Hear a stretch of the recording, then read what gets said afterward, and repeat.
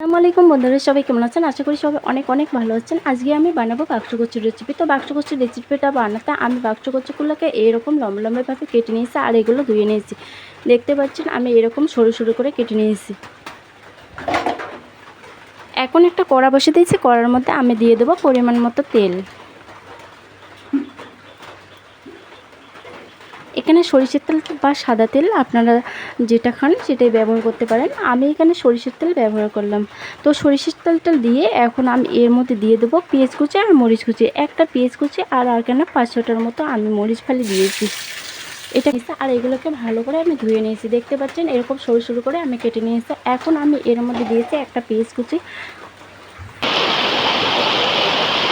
কড়ার মধ্যে দিয়েছি 4-5টার মতো মরিচ ফালি আর একটা পেঁয়াজ কুচি, এর মধ্যে 2 কোয়া রসুন আমি থেতলে দিয়েছি। এখন এটাকে হালকা ব্রাউন কালার করে নিতে হবে। আমি এর মধ্যে 2 কোয়া রসুন থেতলে দিয়েছি, এটাকে হালকা ব্রাউন কালার করে নিতে হবে। এখানে আপনারা কালো জিরে ব্যবহার করতে পারেন বা গোটা জিরে ব্যবহার করতে পারেন।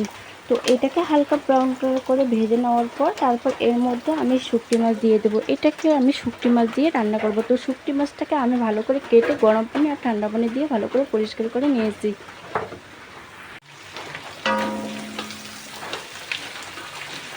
পেঁয়াজ আর মরিচ হালকা কালার হওয়ার পর এর মধ্যে আমি দিয়ে দিয়েছি শুকটি মাছটা দিয়ে এখন আমি শুকটি মাছটাকে ভালো করে কষিয়ে নেব। এখন এর মধ্যে দিয়ে দেবো আমি 1 চামচ জিরা গুঁড়া আর আধা চামচের মতো এখানে দিয়ে দেবো শুকনো মরিচের গুঁড়া, আর দিয়ে দেবো এখানে আমি 1 চামচ হলুদ,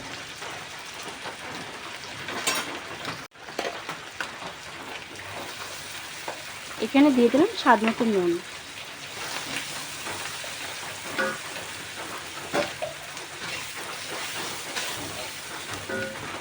একটুখানি পানি দিয়ে আমি ভালো করে শুকনো মাছটাকে কষিয়ে নেব।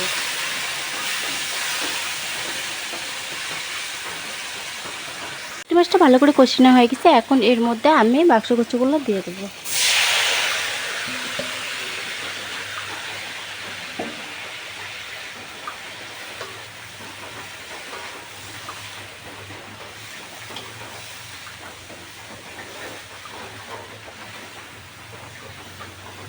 বাক্স কচুগুলো ভালো করে নেড়েচেড়ে আমি একটু ঢাকনা দিয়ে দেবো।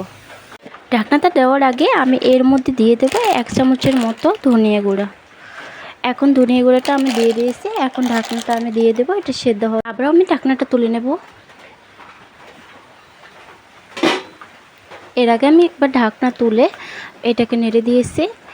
এখন ঢাকনাটা তুলে নিলাম। এটা কিন্তু অনেকটা আমসে গেছে। এখন এর মধ্যে আমি আবারও একটু সরিষার তেল দিয়ে দেব। একটু সরিষার তেল দিয়ে দিয়েছি।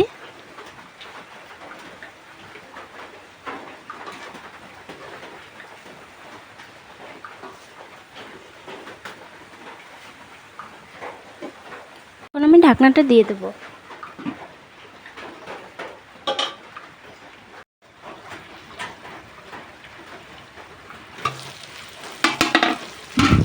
রান্নাটা প্রায় আমার হওয়ার দিকে। তো আমি আবারও ঢাকনাটা তুলে একটুখানি নেড়ে তারপর এইখানে সামান্য একটু জিরে গুঁড়ো আমি ছিটিয়ে দেবো।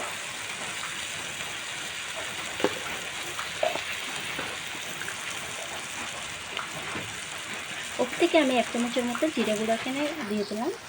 এখন ভালো করে নেড়ে এটা আমি নামিয়ে নেব।